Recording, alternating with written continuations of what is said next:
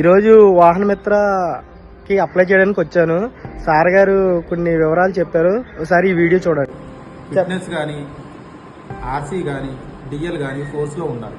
ఫోర్స్లో ఉంటేనే పైన దాన్ని ఎలిజిబుల్ చేస్తారు, లేకపోతే ఆగిపోతుంది. నా దగ్గర నేను ఈకేవైసీ వేయించుకున్నప్పటికీ కూడా మీకు డబ్బులు రాలేదంటే కారణం ఏంటంటే మీ డాక్యుమెంట్లో వ్యాలిడేషన్ కంప్లీట్ అయిపోయి ఉంటే కనుక డబ్బులు రావు.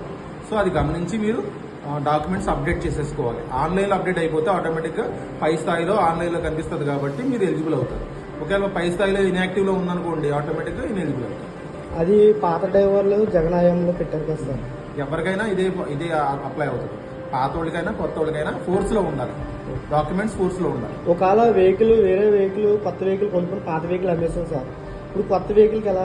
కొత్త వెహికల్ కొత్తగా అప్లికేషన్ పెట్టుకోవాలి. కొత్త వెహికల్, పాత వెహికల్ పాత వాళ్ళ దానికి రిజిస్ట్రేషన్ అయిపోయి ఉండాలి. అది ఫోర్స్ లోకి రావాలి, ఫోర్స్ లోకి రావాలి. అది ఫోర్స్ లోకి రాకపోతే ఆ వెహికల్ మీ పేరునే చూపిస్తుంది.